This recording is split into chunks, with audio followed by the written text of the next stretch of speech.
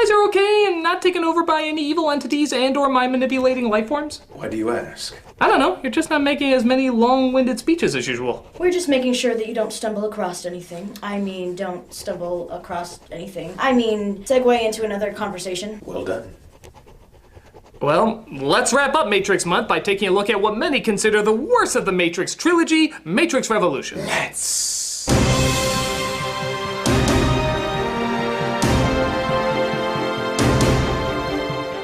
While Matrix Reloaded had a strong opening at the box office, the audience reaction was less than thrilled. Both diehard fans and common moviegoers didn't seem too excited to see where the story was going anymore. Hence, very few people saw the final installment and it bombed at the box office. I know, right? Hard to believe a film series would deteriorate into explanatory dialogue and lifeless performances after the mountain of emotion the first film gave us. But, nevertheless, let's see how a franchise that hooked in so many people so quickly could lose them almost as fast. So, let's take a look at... Oh, something's on my foot. Motivation and emotion? You too can figure out even the most basic of human emotions by reading this book. Who would need help figuring out the most basic of human emotions and read a book to understand this? Yes! This is Matrix Revolutions. We start right where we left off, with Tom in a coma right next to Agent Smith impersonating a knocked out crew member. Any change? No, I still have the same expression no matter what. They're told, however, that the Oracle has important information for them. Who are you? I'm the Oracle. I made a choice, and that choice cost me more than I wanted it to. One thing I've learned in all my years is that nothing ever works out just the way you want it to. Like sometimes an actress dies in between films and you have to Dumbledore the shit out of it. What choice? To help you, to guide Neo. And if you're wondering what important words she has to share with them, apparently it's only 2. I know this because it's the exact same 2 fucking words that everybody in this movie is brainwashed to repeat. No, really, for all their rambling and long-winded speeches, count how many times they just keep coming back to the exact same 2 words. Choice, purpose. Choice. Purpose. Choice. Purpose. Choice. Purpose. Choice. Purpose. Choice. Purpose. Choice. Purpose! They even force them into sentences no normal person would ever use them in. All right, let's move with a purpose. Who talks like that? Seriously, has anyone ever used the phrase, let's move with purpose? And not gotten a wedgie in high school? But for some strange reason, Tom is in a realm apparently in between the machine world and reality. Are you from the Matrix? Yes. No. I was. Wait a minute. Mobile, I think, just may be an anagram for limbo. They're trying to tell us that this world is limbo! Oh my god, is that clever! Say what you will about Citizen Kane's marriage and their visual symbolism of growing the table further and further apart over the years, subtly suggesting through visual means that they're growing further and further apart from each other. This just has to move 2 letters around and boom! Instant genius! Oh my god, these writers are incredible! How do they come up with this? Have they said purpose and choice yet? Purpose. Choice. There you go, the movie felt naked for a second. Well, thank God the rest of the film isn't as straightforward and doesn't ramble on. Oh yeah, it does.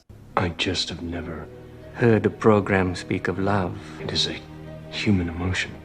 No, it is a word. What matters is the connection the word implies. Can you tell me what you would give to hold on to that connection? Wow, this is about as exciting as actually waiting at a real train stop. You believe in karma? Karma is a word, like love. A way of saying what I am here to do. Yeah, we're here for a while, guys. I hope you're enjoying it. Your programs. Oh, yes. And yet somehow, like most of the machines in this movie, I seem to have much more emotion than any of the human characters. My wife is an interactive software programmer. She is highly creative. What are you doing here? Goodness, I apologize. My wife can be very direct. Yes! Please! More of that! You're the first one to say something that isn't 20 pages long! I see that you are in love. Oh, what gave it away? Was it how I stare into nothingness with no recognizable thought? Because that's kind of how I normally am. But a character called the Train Man comes to take them away, leaving Tom behind. You're gonna stay right here until the Merovingian says different. I don't want to hurt you. Down here, I make the threats. I don't need this. I made it beyond Thunderdome. Get on the train or you stay here with him. Thus Once Tom realizes as much energy as he puts into it, he ends up going nowhere. You can personally insert your own obvious metaphor for the movie here, but me, I just want to get the fuck out of this scene! This leads us to one of Frenchie's clubs, which is, imagine, a fetish club. You do know people wear other clothes in the real world, right?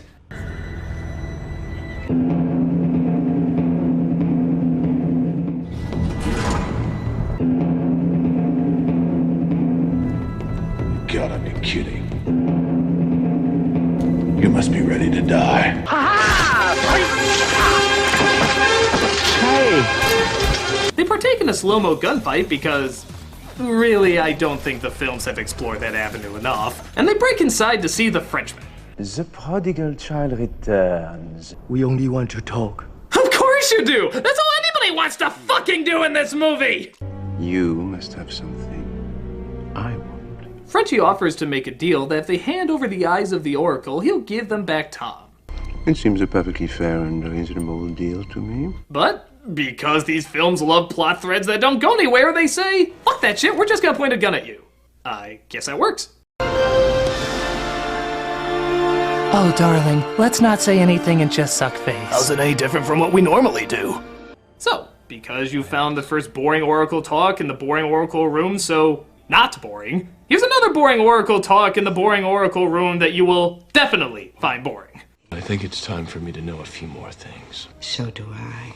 And I'm not gonna lie, watching a scene where Tom does nothing but constantly ask questions is like watching a conversation in a Buttons and Mindy cartoon. Where is this going? I don't know. You don't know or you won't tell me? No one can see beyond a choice they don't understand. What choice? It doesn't matter. Why? Because it wasn't time for you to know. Why? The power of the one extends beyond this world. Why? It reaches from here all the way back to where it came from. Why? You are a bastard. Speaking of which, after Tom leaves, Smith only ends up taking over more and more people and corners the Oracle in her kitchen. I suppose you've been expecting me, right? I hate chocolate chip! Maybe you knew I was going to do that. Maybe you didn't. What did you do with Santi? Cookies need love, like everything does. Okay, this film might have been worth the price of admittance just to hear Hugo Weaving say that line. Cookies need love, like everything does. Actually, I think every Hugo Weaving movie needs that line. Beneath this mask there is an idea, Mr. Critic, and cookies need love, like everything does. Megatron Prime! Cookies need love, like everything does. They deserve to choose for themselves. The end has come. It will not be our end, but his. Cookies need love, like everything does. Coming out of him, it just sounds magical.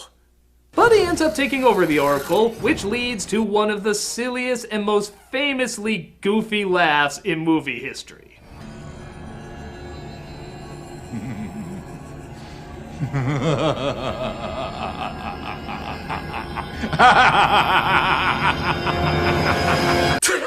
I am not entirely convinced that they didn't replace him with a Hugo Weaving style Muppet. No, really, I think he fit in pretty well in that crowd with that face. It's time to play the music. It's time to light the light. It's time to meet the Muppets on the Muppet Show tonight. But Tom believes he has to go into the heart of the machine's home world to confront them and needs to take one of their ships to do it. Is this what the Oracle has told you? No. This is asinine. If you want to kill yourself, go do it. But do it without wasting one of our ships. He can take mine. For Christ's sake, Niobe. I'll pilot this ship. He can take mine. After all, he is the exact reason why we're in this god-awful predicament. I think he's done more than enough to earn our phenomenally misguided trust. But Tom and Trinity's ship has a stowaway, the most menacing Hugo Weaving impression known to man. It might appear that way to you, but Mr. Anderson and I know that appearances can be deceiving. That is a damn good impression, but can he fit his entire fist in his mouth while he's laughing? Tom surrenders his gun to save Trinity, resulting in Agent Kinda Smith burning his eyes off. I wish you could see yourself, Mr. Anderson. Marco! Oh, come on, it's the law. You have to say Polo. But because we haven't done the blind prophet cliche yet, it turns out now he can see. In Flame-O-Vision. Sarge. But I think you're gonna have to drive. It's cool. I can make jokes even though I should be in blood-curdling pain. Thank God my brain is so slow I constantly forget what's actually supposed to hurt me. Hey, speaking of things that are supposed to hurt me, you guys are awfully quiet over there. Oh, good. Finally, things can be less suspicious around here. Did you make things less suspicious around here? Yes, he is totally convinced that we haven't been affected by you. Good. Everything is going according to plan.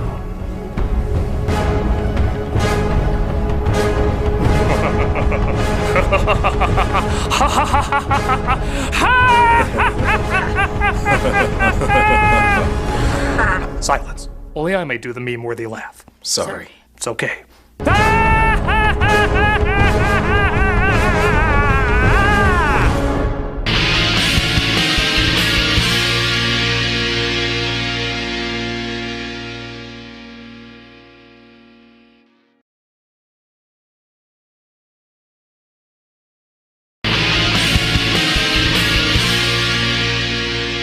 So Zion is about to be wiped out by an army of machines. It's time to take off our shirts for no reason and get in our machines we stole from James Cameron's Aliens, who will ironically steal it back for Avatar. I think the real battle is between which film series is trying to be less original.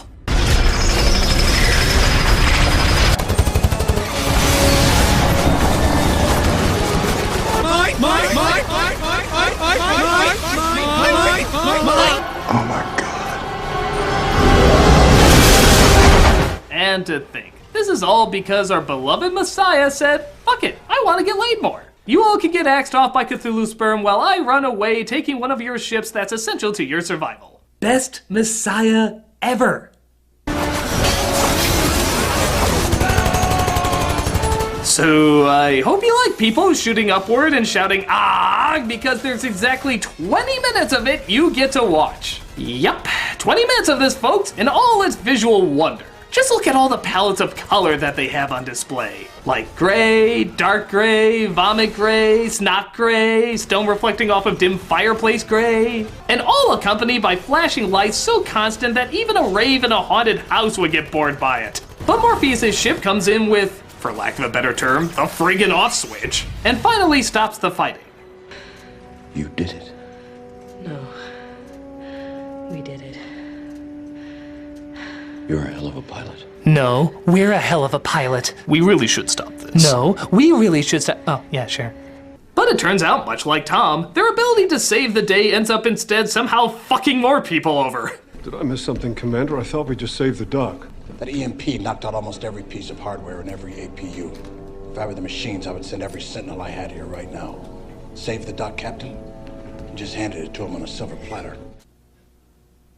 You know, the thought occurs to me we're not very good at what we do. But hey, at least we believed, right? No strategy, no reason, just all faith, believing. That's a good lesson to take out of this, right? Good things for people to learn in the future. I'll just let myself. Meanwhile, Tom and Trinity continue to fly towards Skynet to try and make a deal. We're over the fields, aren't we? But they are eventually spotted after a pretty friggin' long time. However, Tom is able to zap most of them with his Jesus beams, but they eventually end up punching his spirit, which means they have to go higher up.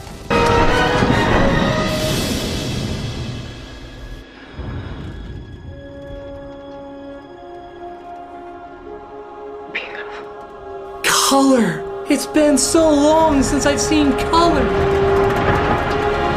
Oh, well, back to the world of smoke-stained greens and urine-caked blues. What a world of imagination we live in, huh? The ship crashes, and Trinity, it seems, is somewhat inconvenienced by the results. I can't go with you, Neo.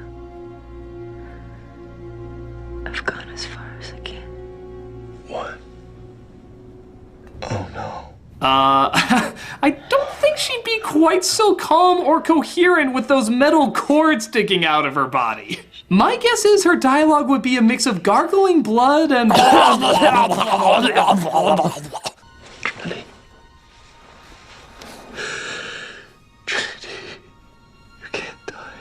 No, really, you can't die. You don't have the acting ability to do so.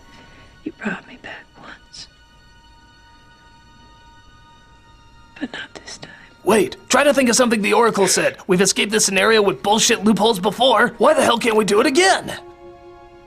How grateful I was for every moment I was with you. But by the time I knew how to say what I wanted to.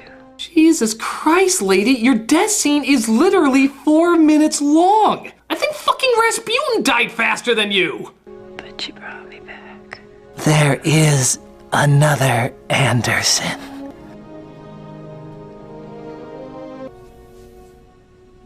Well, good to know all the lives you let die in Zion resulted in the exact same outcome for Trinity's dead ass. But hey, I'm sure it was all part of the grand plan that was about as well planned out as the one in Signs. Seriously, fate doesn't think itself through. While Tom mourns the loss of his partner in Bland, Zion gets ready to face the machine's second wave. Attention, Zion. Do not fear. This is only a drill. It's a little machine humor there. But seriously, you are all going to die. But before they can wipe them out, Tom approaches the leader of the machines, the Time Baby, and tries to make a truce with them. What do you want? Am I the only one who wants to hear this come out of that thing's mouth? Seeing how Smith has apparently infected all of the Matrix, including the machines and programs, Tom says he can get rid of him in exchange for leaving Zion alone. Why they can't just make another Matrix like they've done so many times in the past, I don't know, but let's just pretend this movie isn't very good at answering questions. And then pretend you're not pretending. Through the magic of tentacle hentai, he's thrown back into the Matrix where Smith has indeed taken over everything. Mr. Anderson, welcome back.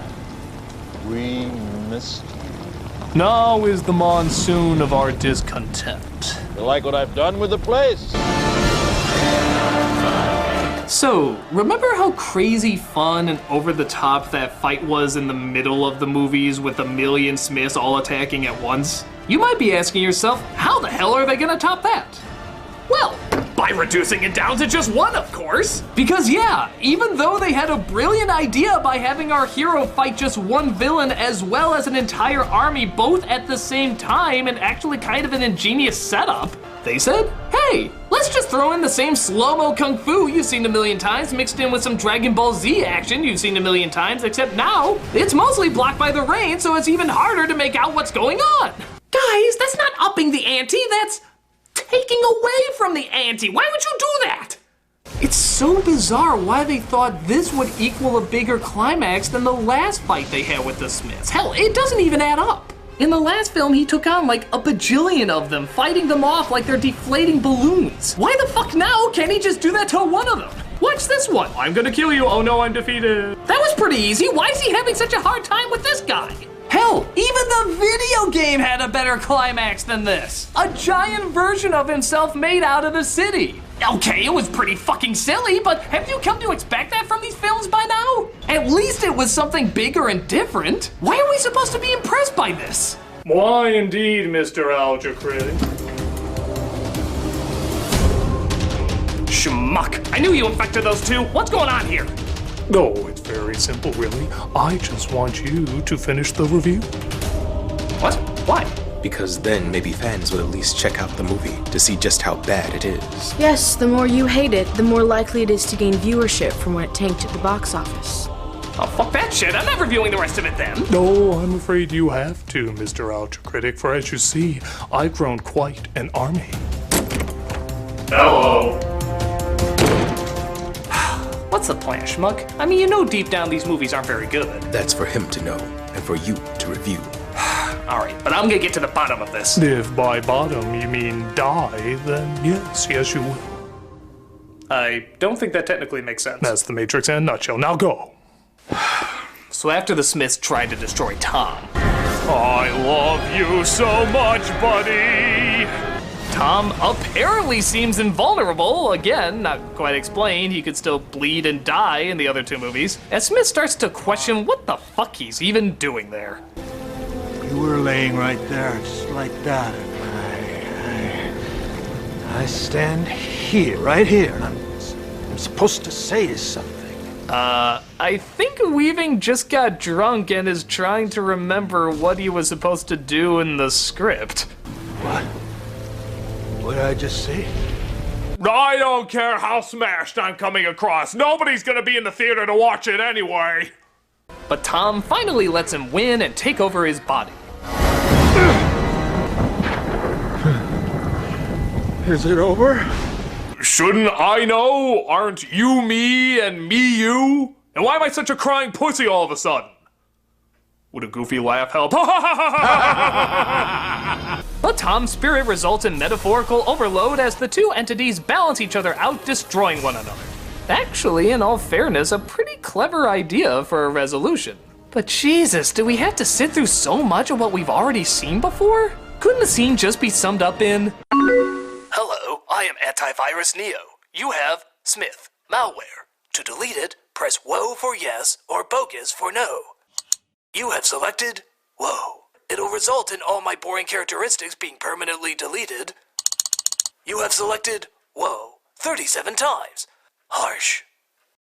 This, of course, results in the death of Tom in the real world.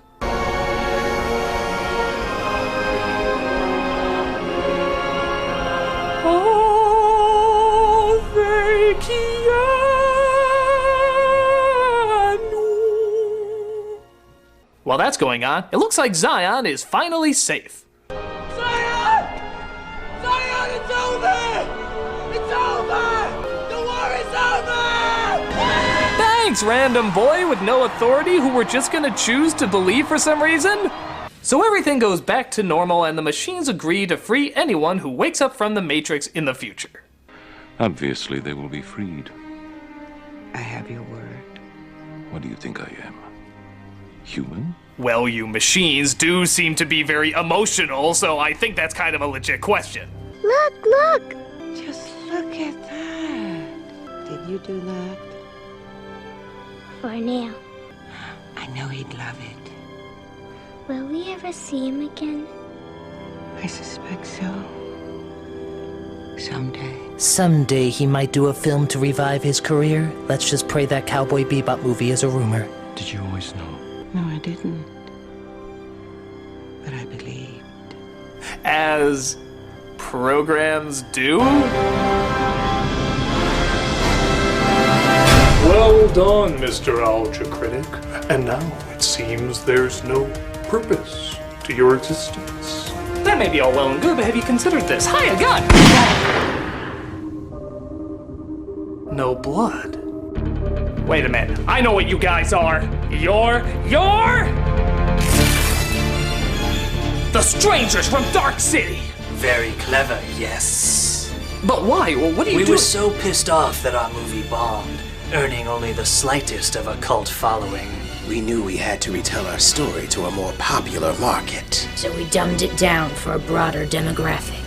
Of course. A world controlled by emotionless entities. A lead who adapts to his powers. A dark environment ruled by human imposters secretly observing them. Hell, it even ends with two people flying around destroying a city. But it wasn't enough. So we replaced character development with gunfights. Vague undertones with obvious symbolism. And classic film noir with sexy people in tight outfits. It was a big hit, but something went wrong.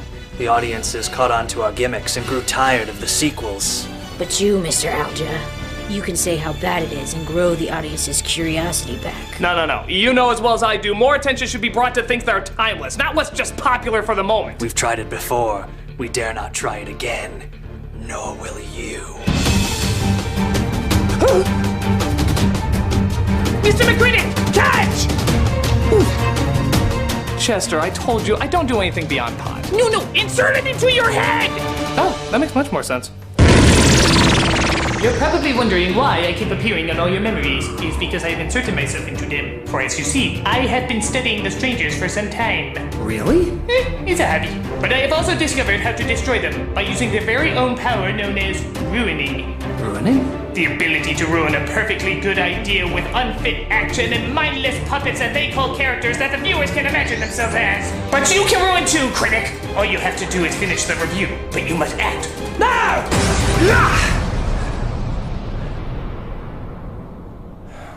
The Matrix films are silly, but harmless. What? In the grand scheme of things, there are some good ideas, neat visuals, and clever analogies. There's much smarter ones out there, but at the same time, this did at least get the ball rolling for people to say, hey, action films can make you think, and can push the envelope of what was visually possible. Before it, action films didn't have to look like anything that special. Just people shooting guns, jumping through explosions, stuff like that. But now, every film has to have a visual style if it's going to be recognized at all in today's media.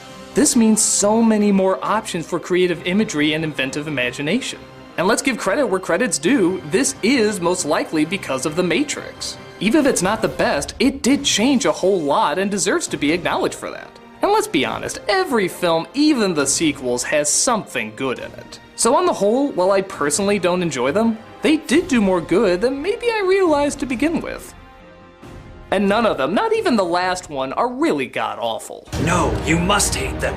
You must hate them so much the people have to see them. No, I don't. I think it's time to use some of this ruining power to get things back to normal.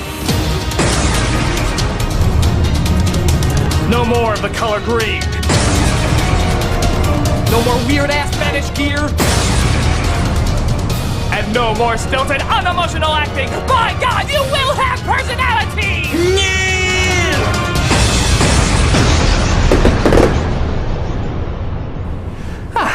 Much better. I'm dying, Nostalgia Critic. We research so many popular stories, so many timeless philosophies, so many important sounding words. Why couldn't we make our characters more human? You want to know what makes a character human? Well, you're not gonna find it in this. Went looking in the wrong place.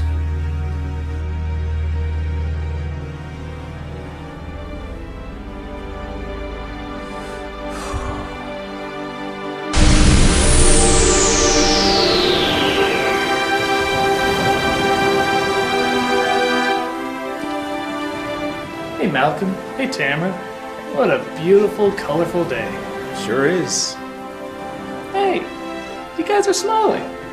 Why is that weird? I don't know, just haven't seen it in a while. Okay. Hey, did you guys want to go hang out at the mall? Why, so we can sit for hours discussing our purpose or role in life? No, just hang out and talk. Why, yes. Yes, I would.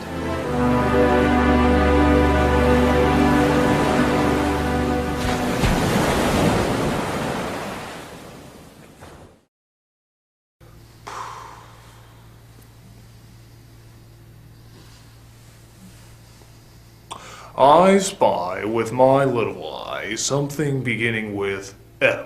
Me? Yeah.